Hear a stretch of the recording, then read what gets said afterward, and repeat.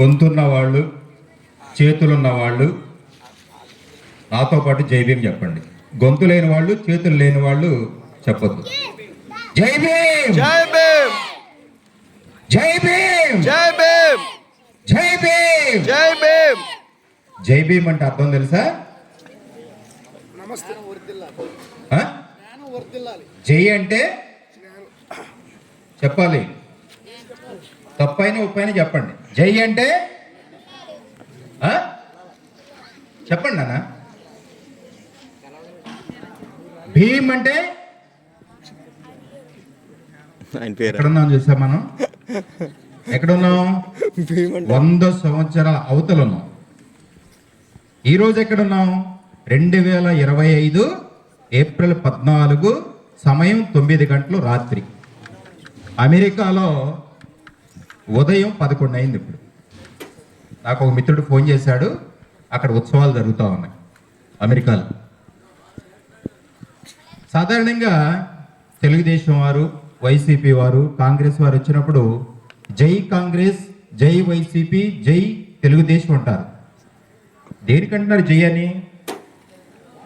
చెప్పాలి. నాయకులైనా సరే, వేదిక మీద ఉన్న 2 నాయకులు ఉన్నారు. సర్పంచ్ గారు కబుర్లు ఆపండి, చెప్పండి. ఒక కార్యకర్త అడిగాడు అనుకోండి మిమ్మల్ని, జై టీడీపీ అని మా సంగీతరావు, జై వైసీపీ అని మీ సర్పంచ్ గారు అన్నారనుకోండి, జై అంటే ఏంటంటే అని ఒక కార్యకర్త అడిగారు. ఏమిటి? జై జనసేన మిత్రుడు, జై కమ్యూనిస్ట్ పార్టీ అని పెద్దలు. అంటే ఏమిటి? జై అంటే వర్ధిల్లాలి. ఏమిటి? వర్ధిల్లాలి.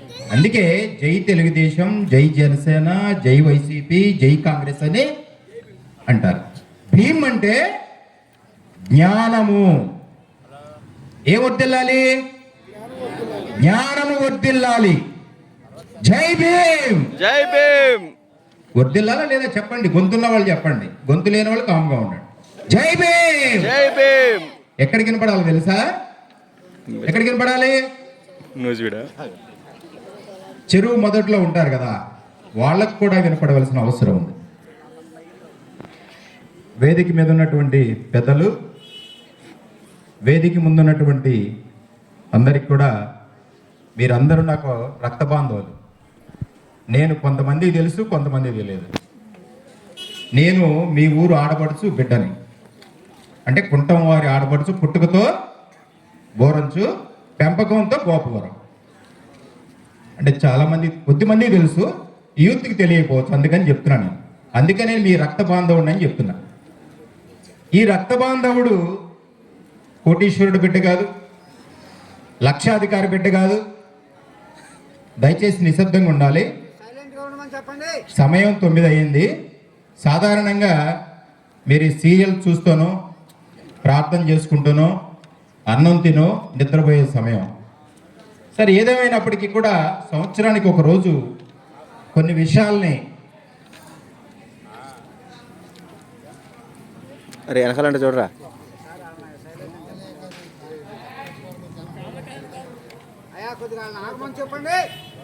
గిన్నెలు వేసి అర్థం అవుతున్నట్టు ఉన్నాయి అక్కడ.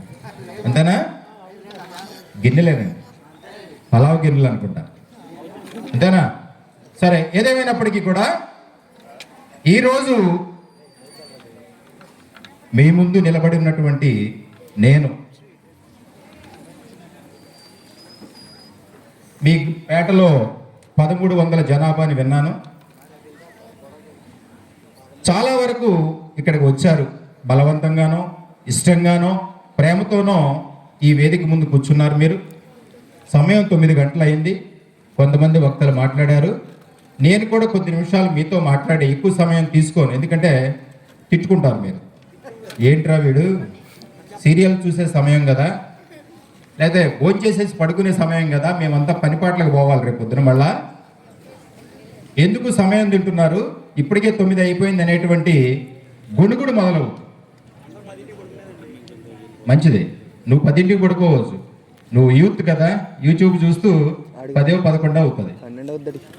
సరే, ఏదేమైనప్పటికీ కూడా మొదటిగా మన మర్యాదాస్ గారు కుల వివక్ష గురించి చెప్పారు. ఆ ఒక్క పాయింట్ గురించి చెప్పేసి సబ్జెక్ట్లోకి వెళ్ళిపోదాం.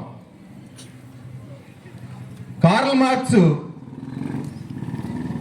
మనిషికి ఆహారానికి బాట వేస్తే, బాబాసాహెబ్ మనిషికి ఆత్మగౌరవానికి బాట వేసినవాడు. కార్ల్ మార్క్స్ అంటే కమ్యూనిస్ట్ పార్టీ యొక్క ఆద్యుడు మనిషికి ఆహారానికి బాట వేస్తే, బాబాసాహెబ్ మనిషికి ఆత్మగౌరవానికి బాట వేసినటువంటి వాడు బాబాసాహెబ్ అంబేద్కర్. ఏమిటి మనిషి ఆహారం, మనిషి ఆత్మగౌరవం అనేటువంటి ప్రశ్న వచ్చినప్పుడు, ఒక వ్యక్తిని మన ఇంటికి భోజనానికి పిలిచి అగౌరవంగా మాట్లాడుతూ ఉన్నాం అనుకోండి, విసుగ్గా మాట్లాడుతాం అనుకోండి, తనకి మనం భోజనానికి పిలిచినటువంటి కార్యక్రమం అగౌరవంగా మిగిలిపోతుంది. అతనికి ఆత్మగౌరవం దెబ్బతింటుంది. అంటే ఆహారం పెట్టకపోయినా పర్లేదు, కానీ ఆ పిలిచినటువంటి వ్యక్తిని గౌరవంగా మనం కాపాడినప్పుడు మనిషి యొక్క ఆత్మగౌరవం తృప్తిగా ఉంటుంది. అదే ఆయన భోంచేసిన తర్వాత లోపలికి వెళ్ళి బయటకు వచ్చిన ఆయన ఏమన్నాడు, నువ్వేమన్నా ఫీల్ అయ్యావా? చూసావా, ప్రశ్న ఉంది, సమాధానం ఉంది. దానిలో ఏముంది? ప్రశ్న ఉంది, సమాధానం ఉంది. అదే వివక్ష. తను కమ్యూనిస్ట్ పార్టీలో ప్రాణం పెడతారు. ఆయన ఏ కార్యక్రమం అయినా ఎలినేని దుర్గారావు, ఎలినేని కేశవరావు, రాజు, మర్యాదాస్ గారే ఉంటారు. ఎవరుంటారు? మర్యాదాస్ గారు, ఇంకో ముగ్గురు మాత్రమే కనపడతారు. అందలాలు ఎక్కినటువంటి ఏ నాయకుడు కూడా ఆ ప్రదర్శనలో కానీ ఆ నిరసనలో కానీ కనపడరు. ఇదే వివక్ష. మిత్రులారా, ఎక్కడో వెలివాడల్లో ఉన్నటువంటి నిమ్న వర్గాల్ని, మొలకు చీపురు, మూతికి ముంత, సరైనటువంటి బట్టలేనటువంటి ఈ జనాల్ని గత వేల సంవత్సరాల నుంచి పట్టి పీడిస్తున్నటువంటి దారిద్ర్యాన్ని పారద్రోలటానికి వచ్చినటువంటి వాడే డాక్టర్ బాబాసాహెబ్ అంబేద్కర్. ఈ రోజున మన ముందు దేవుడై నిలబడ్డాడు. ఎవరు? దేవుడై నిలబడ్డాడు. మిత్రులారా, మీ పేటలో 5 చర్చిలు ఉన్నట్టుగా నేను విన్నా. ఉన్నాయా? ఎక్కువ ఉన్నాయా? 5 లేవా? 3 ఉన్నాయా? సరే, 2 తీసేద్దాం, 3 ఉన్నాయి. మీ సర్పంచ్ గారును మా సంగీతరావు 5 ఉన్నాయి అంటున్నారు. సరే సరే, ఏమొద్దులే, 5 ఉన్నాయి అనుకుందాం. సరే, 3 అనుకుందాం. మా సీన్ చెప్పినట్టుగా 3 ఉన్నాయి అనుకుందాం. మంచిది. సో మిత్రులారా, నా ప్రశ్న ఒకటే, మీ ఇళ్లలో ఎంతమంది దగ్గర బైబిల్లో ఉన్నాయి? చేతులెత్తండి. మీ ఇళ్లలో ఎంతమంది? వేదిక మీద ఉన్న వాళ్ళు కూడా, మర్యాదాస్ గారు, వేదిక మీద ఉన్న వాళ్ళు కూడా, మీ ఇళ్లలో ఎంతమంది ఇళ్లలో బైబిళ్ళు ఉన్నాయి? ఒక బైబిల్ కంటే ఎక్కువ ఉన్న వాళ్ళు చేతులు ఎత్తండి. అది కొత్త నిబంధన కావచ్చు, పాత నిబంధన కావచ్చు, 2 కలిపి ఉన్నది కావచ్చు. అన్ని చేతులు లేచినాయి. బాబాసాహెబ్ జీవిత చరిత్ర ఉన్నవాళ్ళు చేతులు ఎత్తండి. బాబాసాహెబ్ జీవిత చరిత్ర ఉన్న ఇళ్ల వాళ్ళు చేతులు ఎత్తండి. 1 2 3 4 5 6. ఎంత సంతోషం! బాధపడాలా, సంతోషపడాలా? చెప్పాలి మీరే.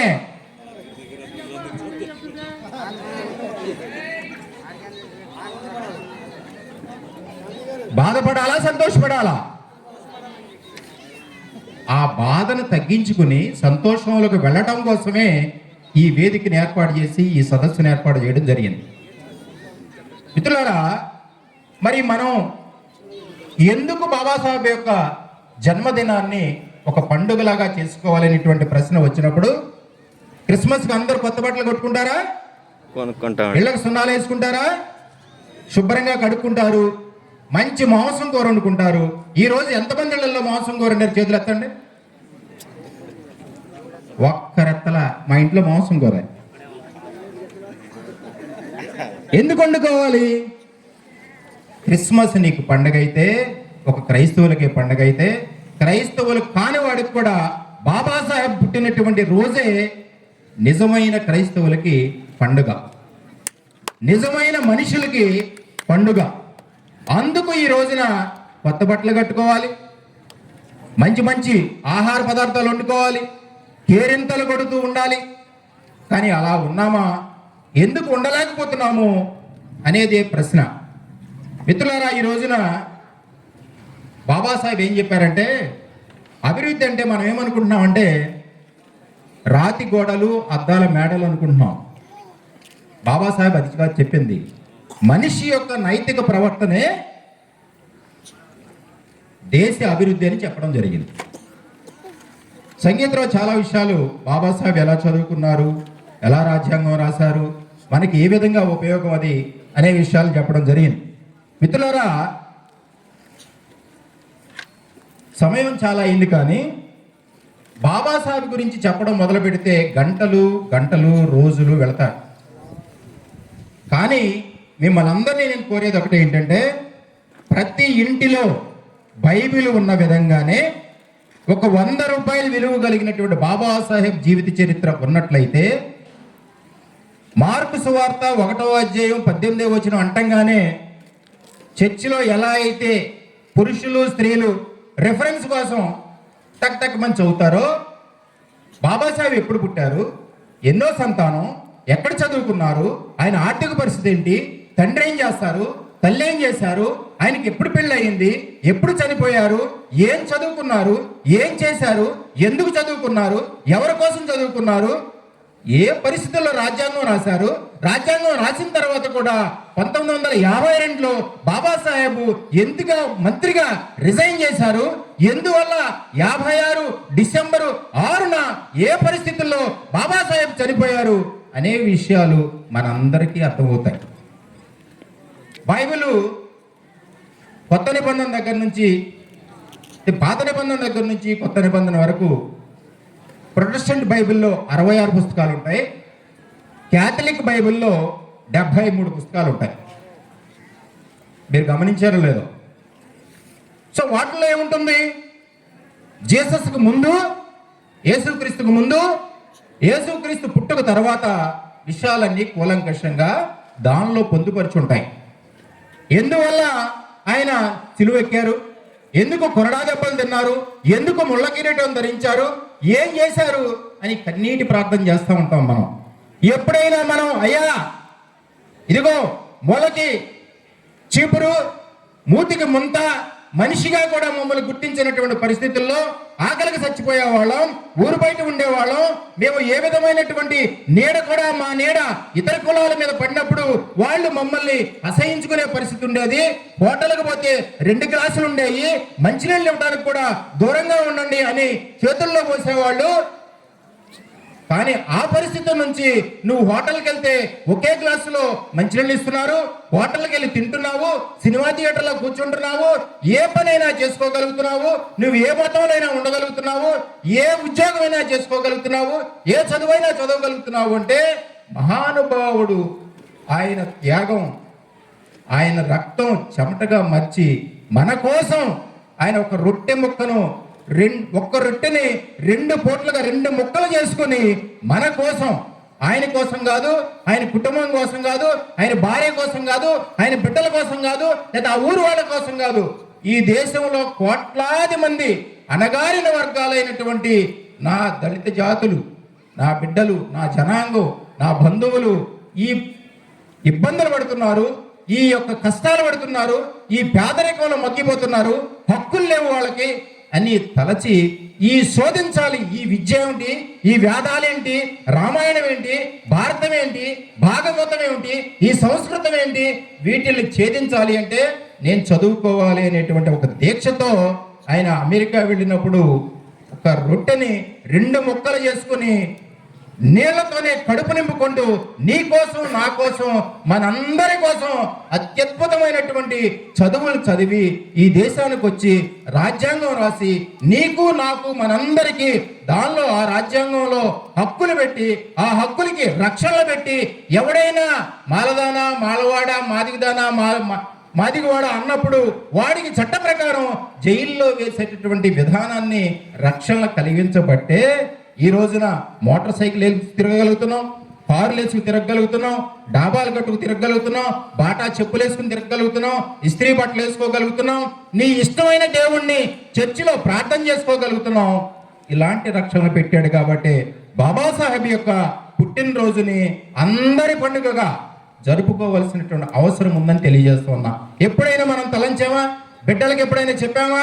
మరి సండే స్కూల్కి వెళ్ళమని బిడ్డల్ని ఉదయాన్నే ఆదివారం స్నానం చేయించి మనకున్నటువంటి బట్టలు వాళ్ళకి తొడిగి పౌడర్ వేసి ఏదో మనకున్నది ఏదో పెట్టి సండే స్కూల్కి పంపిస్తాం. అయ్యా యేసయ్య ఇలా చెప్పాడురా, ప్రార్థనలో నాతో పాటు ఉండు, దేవుడు మనకి ఇన్ని ఇస్తాడు అని పిల్లలకు చెప్తామే కానీ అయ్యా మన కోసం, నీ కోసం, నా కోసం మన తాతలు పడినటువంటి కష్టాలు నెరవేరి మనం ఈ రోజున బోరంచ్ అనే గ్రామంలో మంచి మంచి డాబాలు కట్టుకున్నాం, బళ్ళు కట్టుకున్నాం, కార్లు కొనుక్కున్నాం, ఉద్యోగాలు చేసుకుంటున్నాం, అంతకుముందు చదువులు చదువుతున్నాము.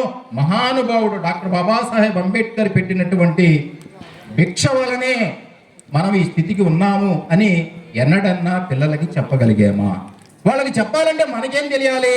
బాబాసాహెబ్ ఏ కష్టాలు పడ్డారు, ఏ త్యాగాలు చేశారు, భార్యను ఎందుకు కోల్పోయారు, బిడ్డలను ఎందుకు కోల్పోయారు, అన్నం పెట్టలేక, వైద్యం చేయించలేక చనిపోయినటువంటి బిడ్డ శవం మీద ఒక వస్త్రం కూడా కప్పడానికి ఆర్థిక పరిస్థితి లేనటువంటి పరిస్థితుల్లో ఎందుకు బిడ్డల్ని కోల్పోయారని మనం ఎప్పుడైనా మన బిడ్డలకు చెప్పామా? ఎప్పుడైనా చెప్పామా? ఎందుకు చెప్పలేకపోతున్నాం అంటే తెలుసుకోలేకపోతున్నాం.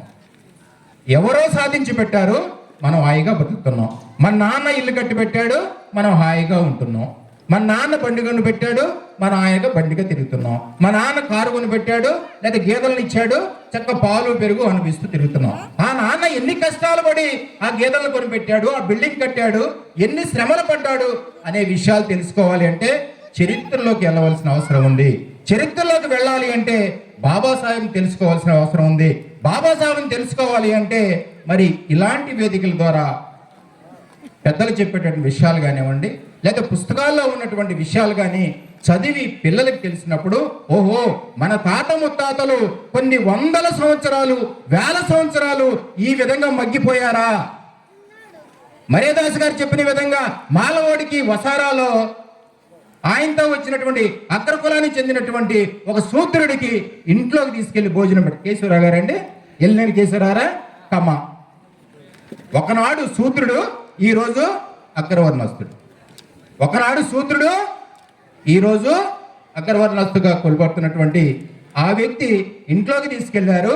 ఆయనతో పాటే కమ్యూనిస్ట్ పార్టీలో పనిచేస్తున్నటువంటి ప్రముఖ కళాకారుడు, చిత్తశుద్ధిగా పనిచేసేటువంటి కార్యకర్త కామ్రేడ్ని వసారాలో కూర్చోబెట్టారు. అదే మర్యాదాస్ గారు ఒక కమ్మో, కాపో, రెడ్డో అయ్యి ఉంటే ఎక్కడ తీసుకెళ్లేవారు? కేశవరావు గారితో పాటే లోపలికి తీసుకెళ్లి భోజనం పెట్టారు. ఇదే వివక్ష. ఎవరైనా ఎలక్షన్లు వచ్చినప్పుడు మన భుజం మీద చేయేశారనుకోండి ఇతరులు, మనం ఉప్పొంగిపోతాం. ఎందుకు చేయేశాడు భుజం మీద? మన దగ్గర ఓటు ఉంది. ఏముంది? ఓటు ఉంది. ఓటు భారతదేశపు పేరుడైనటువంటి ముఖేష్ అంబానీకి ఒక ఓటే ఉంది. వాళ్ళ ఇంట్లో దొడ్లు కడిగేవాడికి కూడా ఒక ఓటే ఉంది. బాబాసాహెబ్ ఇచ్చినటువంటి ఆయుధం ఏమిటో తెలుసా? ఒక మనిషి, ఒక ఓటు, ఒక విలువ. ముఖేష్ అంబానీ భారతదేశంలో ఉన్నటువంటి కుబేరుడు, 18 లక్షల కోట్ల రూపాయలకు ఆస్తిపరుడైనటువంటి ముఖేష్ అంబానీకి ఆయన భార్యకి ఒక్కొక్క ఓటే ఉంది. ఆయన ఇంట్లో దొడ్లు కడిగేటువంటి వాడికి కూడా, కార్ డ్రైవర్ కూడా ఒక్క ఓటే ఉంది. వీళ్ళందరికీ కూడా ఒకే పోలింగ్ బూత్ లో ఓటు ఉంటుంది. ఆ పోలింగ్ బూత్కి వెళ్ళినప్పుడు ఈ ప్రపంచకు భారతదేశ కుబేరుడు కదా, ఇన్ని విమానంలో పోలింగ్ బూత్ పెట్టి బంగారపు ఒక చైరేసి కూర్చోబెట్టి పోలింగ్ బూత్ లో ఓటు వేపిద్దామని అందరూ. ఈయన లైన్లోనే నిల్చోవాలి. ఆ బాత్రూమ్లు కడిగేవాడు, డ్రైవర్ కూడా లైన్లోనే నిల్చోవాలి. ఒక చిన్న ఉదాహరణ చెప్తున్నా లైన్లో నిల్చోవాలన్నందుకు. ప్రజారాజ్యం పెట్టినప్పుడు చిరంజీవి గారు ఓటేయడానికి వెళ్ళారు హైదరాబాద్లో. అప్పటికే లైన్ ఉంది, ఇంత పొడవు ఉంది. ఆయన రావటంగానే ఒక అభిమాని తీసుకొచ్చి చిరంజీవి గారు రండి సార్ మీరేంటి లైన్లో నుంచో అన్నాడు. ఆయన ముందు తీసుకెళ్ళి నుంచోబెట్టారు. ఈ లోపల ఒక కుర్రాడు, ఎవరా ఇందాక నుంచి నుంచోనన్నా, ఏంటది ఇందాక నుంచి నుంచున్నాం లైన్లో, ఇప్పుడు వచ్చినాడు ముందు తీసుకెళ్ళి లైన్లో నుంచోమాను అన్నాడు వినపడేటట్టుగా. చిరంజీవి ముందుకెళ్ళినాడు, వెనక్కి వచ్చి లైన్లో నిలబడ్డాడు. అది బాబాసాహెబ్ పవర్. అంటే ఓటు, రాజ్యాంగం, చట్టం. చూసారా, సినిమాల్లో నువ్వు టాప్ హీరోవే కావచ్చు, కానీ ప్రజాస్వామ్యంలో, చట్టంలో, రాజ్యాంగంలో, ఎన్నికల వ్యవస్థలో అందరితో సమానమే. బాబాసాహెబ్ విలువ చూసారు ఎలా ఉందో. ఈ రోజున ప్రపంచంలో సుమారు 200 దేశాలుంటే ఆ 200 దేశాల్లో 195 దేశాల పైగా బాబాసాహెబ్ జన్మదినాన్ని రంగరంగ వైభవంగా అత్యద్భుతమైనటువంటి వేదికల ద్వారా ఆయన యొక్క జన్మదినాన్ని జరుపుకుంటున్నటువంటి పరిస్థితి. అక్కడేం రిజర్వేషన్స్ ఉండవు. అక్కడ భారతీయులేమి ఓట్లు వేసేయడం వల్ల అక్కడ ప్రభుత్వాలు మరి బాబాసాహెబ్ విగ్రహానికి పూలమాలలు వేయాలి, జయంతులు చేయాలనేటువంటి ప్రసక్తి ఉండదు మిత్రులారా. సో మనం ఏం చేస్తున్నామా అంటే బాబా, నేను ఎక్కువ సమయం తీసుకోను, నా మాటలు చాలా మీకు బాధ అనిపిస్తాయి. ఎందుకు బాధ అనిపిస్తాయి అంటే, మనం డాక్టర్ దగ్గరికి వెళ్ళామనుకోండి, ఇంజక్షన్ చేస్తే ఎవరికైనా సమ్మగా ఉన్నవాళ్ళు చెప్పండి, చేతులు ఎత్తండి.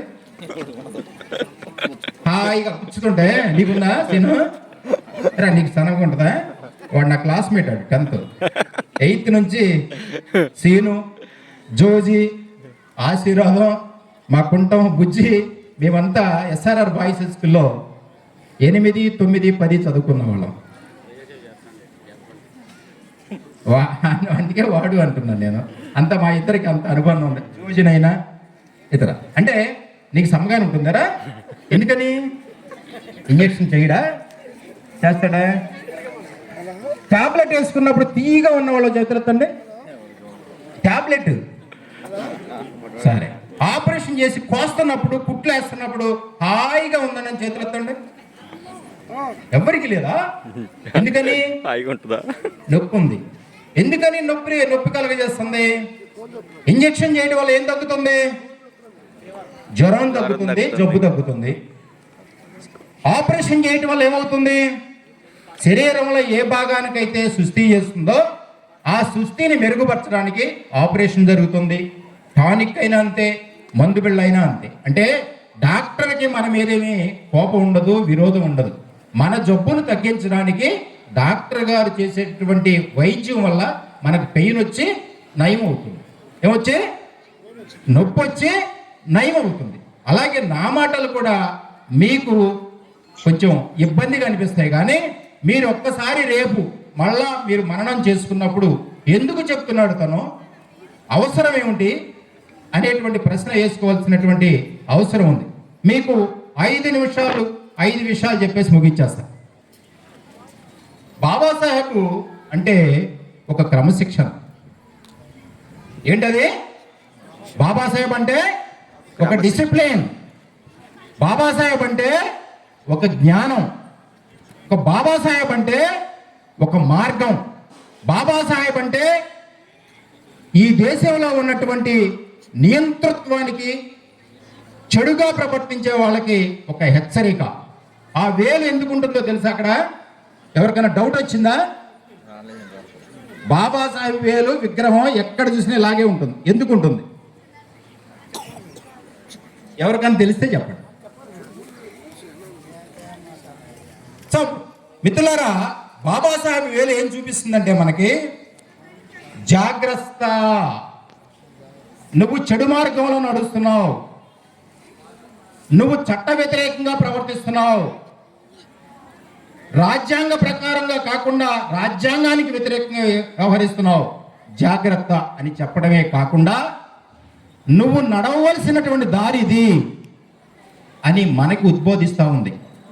ఏం ఉద్బోధిస్తుందని? బాబాసాహెబ్ బౌద్ధాన్ని 10వ తరగతి మెట్రికులేషన్ అని ఉండేది ఇదివరకు.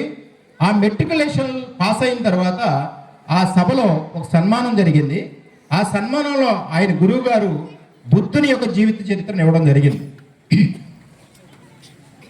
ఆ జీవిత చరిత్ర చదివిన తర్వాత ఆయన అర్థం చేసుకున్నది 5ంటికి దూరంగా ఉండమని చెప్పాడు ఆయన. ఈ 5 చాలా బాధ అనిపిస్తే మీకు నన్ను తిట్టుకునే అవకాశం కూడా ఉంది. ఏంట్రీడు ఎక్కడి నుంచి ఈయన్ని పిలిస్తే ఈ విషయాలు చెప్తున్నాడు అనుకుంటారు. మొదటిది, మద్యపానానికి దూరంగా ఉండమని చెప్పాడు. 2, జోదానికి దూరంగా ఉండమని చెప్పాడు. దేనికి? మద్యపానానికి దూరంగా ఉండమన్నాడు, జోదానికి దూరంగా ఉండమన్నాడు, 3 వ్యభిచారానికి దూరంగా ఉండమన్నాడు, 4వది చెప్పండి. జోదం అంటే అదే కదా, మత్తు పదార్థాలు. మధ్యవేగ మత్తు పదార్థాలు ఉన్నాయి కదా మనకి. బుగ్గ వాచే ఉన్నాయి కదా, డ్రగ్స్. కుర్రవాళ్ళకి తెలుసులేండి ఇవన్నీ. వీటికి దూరంగా ఉండమన్నాడు. 5వది నీతివంతంగా బతకమన్నాడు. కానీ మనం ఏం చేస్తున్నాం? విడిచిపెట్టవలసిన వాటినేమో కావులించుకుంటున్నాం, కౌగిలించుకోవాల్సిన విషయాలనేమో వదిలిపెడతా ఉన్నాం. ఎక్కడికి ఎదుగుతాం మనం? సో మిత్రులారా, నేను ఒకటే మీకు హెచ్చరిస్తా ఉన్నా ఈ వేదిక నుంచి. మీకంటే పేద కుటుంబాల్లో పుట్టినటువంటి వాడిని నేను. మా ఊరు నూజివీడికి 17 కిలోమీటర్లు. నేను వెల్ఫేర్ సాంఘిక సంక్షేమ హాస్టల్లో ఉండేవాడిని. 8, 9, 10 తరగతులు వీళ్ళు ఇంటి దగ్గర నుంచి వచ్చేవారు. సీను, జోజీ, ఆశీర్వాదం, వాడు మా కొంటాం శేషారావు. అంగుళం పొడగుండేటువంటి పురుగులు ఉండే అన్నంలో. చారు పోస్తే పైకి తెట్ట తేలేది. అన్నం మెతుకులు కనపడేవి కాదు మాకు. వెంట్రుకలు వచ్చి ఉండే ఆ పురుగులకి. అంగుళం పొడవు ఉన్నటువంటి తెల్ల పురుగులు చచ్చిపోయి పైకి తేలితే వాటికి వెంట్రుకలు వచ్చి ఉండే. వాటితో పాటు మొక్క పురుగులు. మరి ఏం చేయాలి? మాతో పాటు పందులు, కుక్కలు పడుకునే హాస్టల్లో. మాతో పాటు పందులు, కుక్కలు పడుకునే. నిజంగా ఈ రోజున అలాంటి పరిస్థితి ఉంటే ఏ విద్యార్థి అయినా చదువుకుంటాడా? ఈ రోజున అలాంటి పరిస్థితి ఉంటే ఏ విద్యార్థి అయినా చదువుకుంటాడా? చదువుకోడు. కానీ మేము చదువుకున్నాం. ఒకటే ధ్యాస, చదువుకుంటాం. పురుగులు ఉన్నాయని తొట్లో పడబోసామనుకోండి, అమ్మ అయితే ఇంటి దగ్గర ఏదైనా కొట్టి పెడద్ది. కానీ హాస్టల్ ఎవడు పెడతాడు? మొత్తం కడిగేసుకుని వెళ్ళిపోతారు కదా. అవే తినేవాళ్ళం. 10వ తరగతి అయిపోయింది. ఇంటర్మీడియట్ నూజివీడి నుంచి, గోపురం నుంచి నూజివీడికి సైకిల్ వేసుకొచ్చేవారు రోజు. ఇప్పుడు బోరంచు నుంచి నూజివీడికి సైకిల్ వేసుకెళ్ళమంటే ఎవరు వెళ్తారా? బండి బుల్లెట్ కొంటేనే ఇంటర్మీడియట్ జాయిన్ అవుతా, లేకపోతే ఆత్మహత్య చేసుకుంటా. బుల్లెట్ కొంటేనే ఇంటర్మీడియట్ జాయిన్ అవుతా, లేదంటే సూసైడ్ చేసుకుంటా. ఇవి ఎక్కువైపోయినాయి కదా.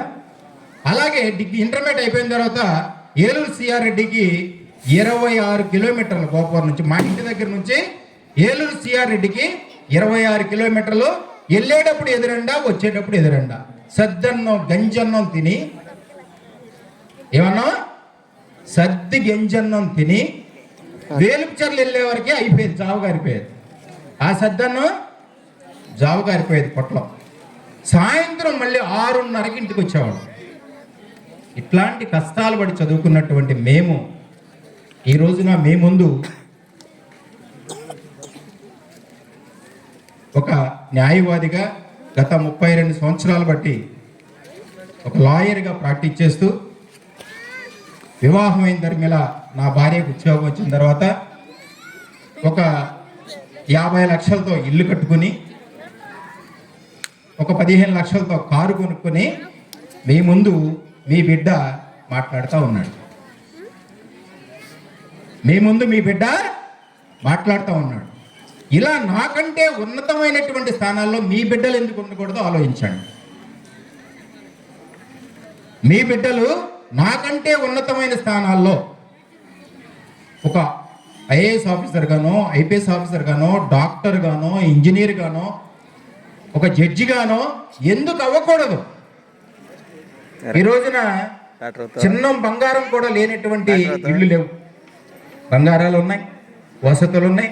సంతోషం కొద్దీ కష్టపడి ఇల్లు కట్టుకుంటా ఉన్నారు, చక్కటి పళ్ళు కొనుక్కుంటా ఉన్నారు, మంచి ఆహారం తింటా ఉన్నారు. 2 రోజులకు ఒకసారి పలావ్ తింటూ ఉన్నాం.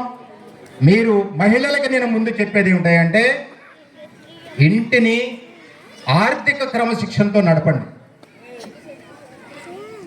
ఆర్థిక క్రమశిక్షణతో నడపనటువంటి కుటుంబం పునారిల్లిపోతుంది.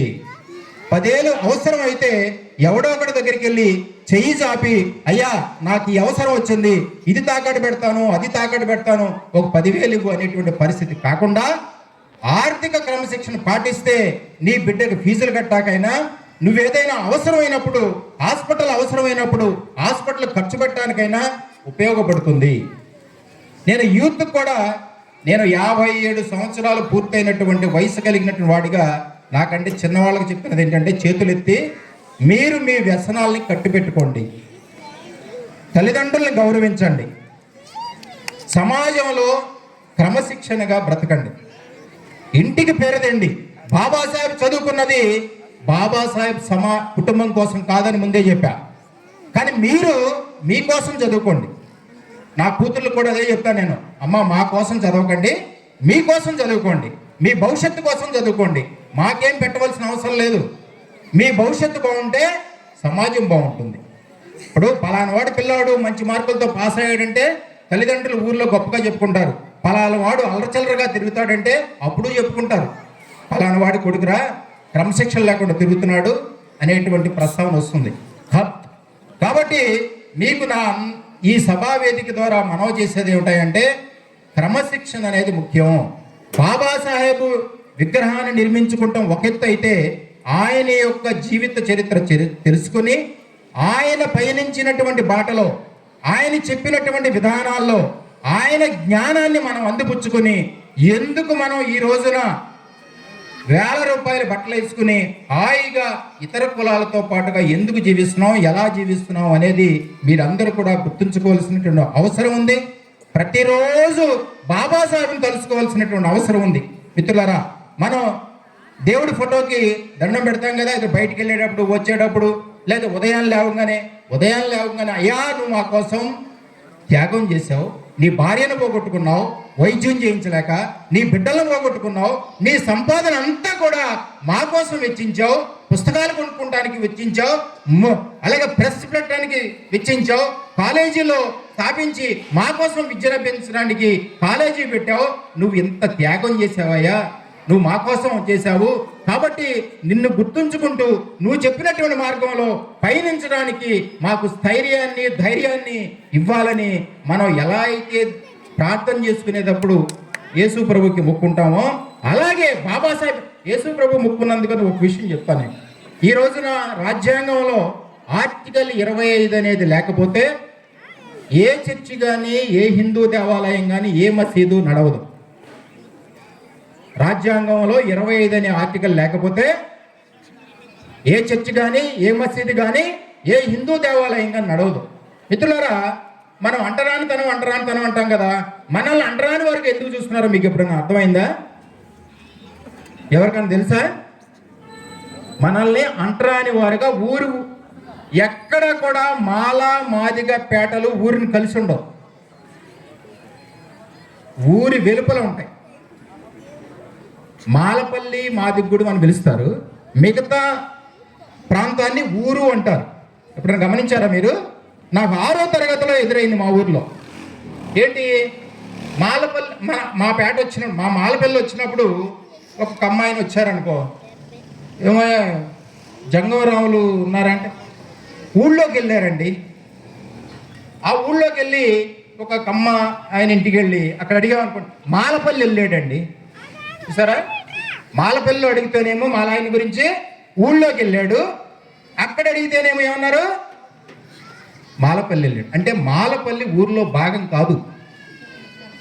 సరే, సాధారణంగా ఓపెన్గా మాట్లాడుతున్నాను, గొడ్డు మాంసం తింటారు కాబట్టి మాలమాదిగుల్ని ఊరికి బయట పెట్టారని అనుకుందాం.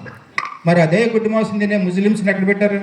నవాబు గారు అంటున్నారా లేదా? నవాబు గారిని పిలుస్తున్నారా? పిలవట్లేదా? మరి మనల్ని ఏం పిలుస్తున్నారు? వాడు మాలోడు మాదిగోడు, ఇదే కదా సంభాషణ. అదే గొడ్డు మాంసం తినేటువంటి ఒక ముస్లింని నవాబు గారని పిలుస్తున్నారు, ఆహ్వానిస్తున్నారు, గౌరవిస్తున్నారు. అదే గొడ్డు అందరూ తినరు. ఈ మాలల్లో మాదిగల్లో కూడా అందరూ గొడ్డు మాంసం తినకపోవచ్చు, కానీ అందరినీ కూడా ఏం చేస్తారు వీళ్ళు? అగౌరవంగా, నీచంగా, దుర్భరంగా మరి పరిస్థితి ఉన్నటువంటి పరిస్థితి కనపడతా ఉంది. కాబట్టి అసలు ఊరికి దూరంగా ఎందుకు పెట్టారనేది ఒక చరిత్ర. ఇది కాదు గొడ్డు మాంసం తింటున్నారనేది కాదు. ఈ గొడ్డు మాంసం తింటాం అనేది మనం తింటాం కాదు, తరతరాలుగా ఆర్యులు ఈ దేశానికి వచ్చినప్పటి నుంచి బ్రాహ్మణులు ఏ క్రతువులోనైనా, ఏ పూజలోనైనా, ఏ మంత్రతంత్రాల్లోనైనా గోవును వధించకుండా వాళ్ళ యొక్క కార్యక్రమం లేదు. వారి యొక్క కార్యక్రమం మొట్టమొదటిగా గోవు మాంసాన్ని భుజించిన వాడు బ్రాహ్మణుడు. ఆ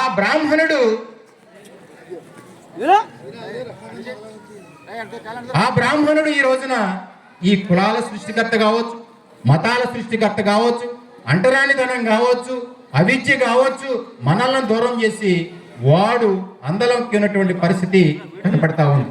కాబట్టి 9:30 అయింది. సో మిత్రులారా, నేను కోరేది ఒకటే, బాబాసాహెబ్ని మనం తెలుసుకుందాం, అర్థం చేసుకుందాం, ఆచరిద్దాం. అర్థం చేసుకుందాం, ఆచరిద్దాం. తెలుసుకోవాలంటే ఆయన చదవాలి చదవాలి చదవాలి చదవాలి. బాబాసాహెబ్ చెప్పింది ఒకటే, అధ్యయనం అధ్యయనం అధ్యయనం అధ్యయనం. జ్ఞానం ద్వారా మాత్రమే ఎదుటివాడి యొక్క దాడుల్ని ఎదుర్కోవచ్చు. జ్ఞానం ద్వారా మాత్రమే. బాబాసాహెబ్ ప్రపంచంలో ఏ వ్యక్తి చేయనటువంటి పోరాటం ఒకే ఒక మహానుభావుడు చేశారు, ఆయనే బాబాసాహెబ్ అంబేద్కర్. ఏమిటంటే ఈ పరిస్థితుల్లో, ఆనాడు ఉన్నటువంటి పరిస్థితుల్లో ఈ దళితులకు జరుగుతున్నటువంటి అఘాయిత్యాల మీద ప్రభుత్వం మీద దాడి చేయడం, ప్రభుత్వం మీద పోరాటం చేయడం తేలిక. అంటే ఆర్డీఓ దగ్గరికో, ఎస్ఐ దగ్గరికో, సిఐ దగ్గరికో, ఒక కలెక్టర్ దగ్గరికో వెళ్ళి ఒక పిటిషన్ ఇవ్వటం వేరును, ఎంటైర్ సమాజం మీద పోరాటం చేసినటువంటి ఏకైక వ్యక్తి డాక్టర్ బాబాసాహెబ్ అంబేద్కర్. ప్రపంచంలో ఏ వ్యక్తి కూడా సమాజం మీద పోరాటం చేయలే. అందుకే బాబాసాహెబ్ ఈ రోజున ప్రపంచంలోనే అన్ని దేశాల్లో కూడా ఆయన మేధావిగా కొనియాడబడుతున్నాడు. కాబట్టి ఈ రోజున మనం ఇలాంటి జీవితాన్ని అనుభవిస్తున్నాం అంటే మహానుభావుడు పెట్టినటువంటి భిక్ష తప్ప వేరొకటి కాదు అని మీకు ఘంటాపదంగా చెప్తా. ఈరోజు ఒక మాస్టరు రిటైర్మెంట్ ఫంక్షన్కి వెళ్ళా. నేను 2 నిమిషాలు చెప్పి ముగిస్తాను. ఆయన ఒక మాల, ఆయన ఓపెన్గా చెప్తున్నా. అంటే మార్చి 31 రిటైర్ అయ్యారు మర్యాదాస్ గారు. ఆయనకి ఈ పరీక్షలు ఉండటం అనుకూలం లేకపోవడం, ఇవాళ సెలవు రోజుని ఇవాళ పెట్టుకున్నారు. అక్కడ మాట్లాడినటువంటి దళిత వర్గాలకు చెందినటువంటి మాస్టర్లు, ఆ రిటైర్ అయినటువంటి టీచరు, ఆ రిటైర్ అయినటువంటి టీచర్ యొక్క భార్య చెప్పింది ఏమిటాయా అంటే, దేవుడి దయ వల్ల నాకు ఉద్యోగం వచ్చింది, దేవుడి దయ వల్ల ఇల్లు కట్టుకున్నాను, దేవుడి దయ వల్ల కారు కొనుక్కున్నాను, దేవుడి దయ వల్ల 2 బిడ్డలు పుట్టారు, 2 బిడ్డలు బాగా చదువుకుంటా ఉన్నారు, దేవుడి దయ దేవుడి దయ దేవుడి దయ. వాడు నాతో పాటు కూలి పనులకు వచ్చినోడు, మా ఊరు వాడే. ఆ మాస్టారు నాతో పాటు అన్ని కూలి పనులకు వచ్చాడు. ఇంకో విషయం చెప్తా, మీ ఊర్లో కూడా కూలి పనికి వెళ్ళాను నేను. ఈ ఊర్లో కూడా వంకాయ కోతకు వెళ్ళాను నేను. మా రాంబాయమ్మ వాళ్ళ అమ్మ ఉన్నారు కదా, రాములమ్మ, మా మేనత్త, ఆమెతో పాటు నేను మీ ఊర్లో కూలి పనికి వెళ్ళాను. సిగ్గుపడలా ఇప్పుడు నేను అన్ని కూలి పనులకు వెళ్ళాను. నేను లా జాయిన్ అవ్వడానికి ఇంటర్వ్యూ కార్డు వచ్చినప్పుడు ఒక ట్రాక్టర్ పనిలో ఉన్నాను. పోస్ట్ మ్యాన్ గారు రోడ్డు వంట వెళ్తూ, అయ్యా నీకు లాలో జాయిన్ అవ్వమని ఇంటర్వ్యూ కార్డు వచ్చింది అని నాకు అక్కడ అందజేశాడు. సో మిత్రులారా, ఇన్ని కష్టాలు పడి రిజర్వేషన్ ద్వారా చదువుకుని, రిజర్వేషన్ ద్వారా ఉద్యోగం వచ్చి, రిజర్వేషన్ ద్వారా ప్రమోషన్ పొంది, రిజర్వేషన్ ద్వారా బిడ్డలకు సీట్లు వచ్చి, రిజర్వేషన్ ద్వారా ఆ మాస్టర్ కొడుకి 30 లక్షలతో సెలెక్ట్ అయ్యాడు. ఇప్పుడు సంవత్సరానికి 30 లక్షల జీతంకి. ఆయన చివరికి ఏమంటున్నాడు, దేవుడి దేవాళ్ళు వచ్చింది, దేవుడి దేవాళ్ళు వచ్చింది, దేవుడి దేవాళ్ళు వచ్చింది. మరి ఆడు తమ్ముడు ఒక కూలి పని చేస్తున్నాడు గోపురంలో,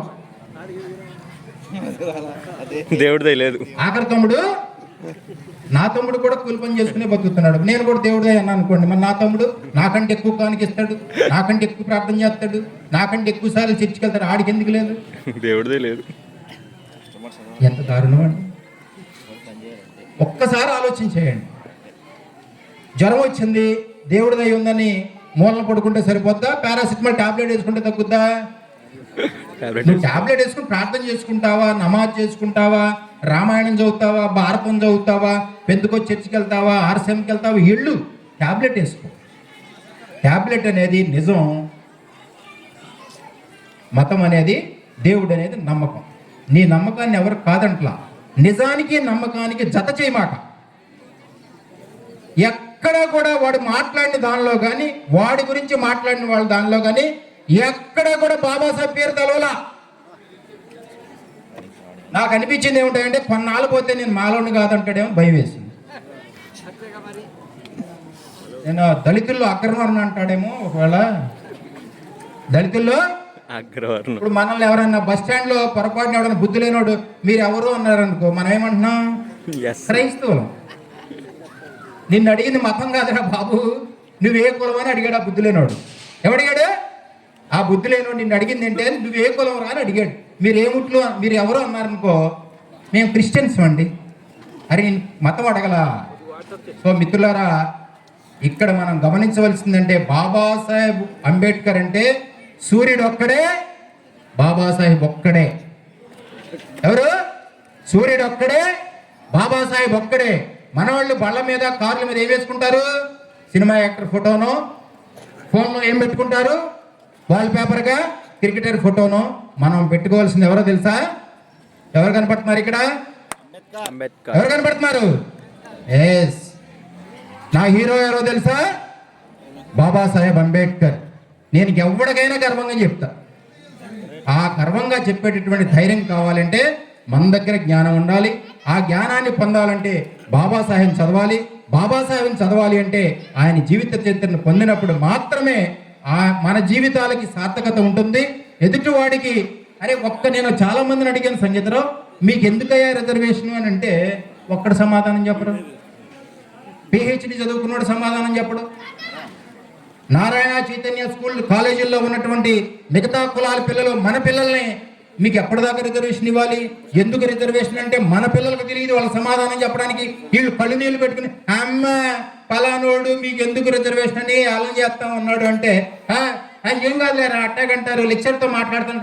నీకు తెలియాలిగా ముందు నీ బిడ్డకి చెప్పాలంటే నీకెందుకు రిజర్వేషన్ ఇవ్వాలో ప్రభుత్వం, నీకెందుకు రిజర్వేషన్ కొనసాగించాలో ప్రభుత్వం, నువ్వెందుకు ఒకవేళ రిజర్వేషన్ తీసేస్తుంటే దానికోసం పోరాడాలో నీకు తెలిస్తే నీ బిడ్డ కన్నీరు పెట్టుకున్నప్పుడు ఆ కన్నీటిని తుడిచి వాడికి సమాధానం చెప్తే, ఆ సమాధానం ప్రశ్నేసిన వాడికి చెప్తే వాడి నోరు మూయించబడుతుందని తెలుసుకున్న రోజును మాత్రమే ఈ జాతులు మనుగడ సాగిస్తాయని తెలియజేస్తూ, మరి ఈ అవకాశం ఇచ్చినటువంటి వేదిక మీద ఉన్నటువంటి పెద్దలకి, తిట్టుకుంటున్నా విన్నందుకు మీకు, ఇళ్లలో ఉన్నటువంటి మీ గ్రామస్తులందరికీ కూడా నా యొక్క జై భీములు తెలియజేస్తూ, జై భీమ్, జై భీమ్, జై భీమ్, జై భీమ్, జై భీమ్, జై భీమ్.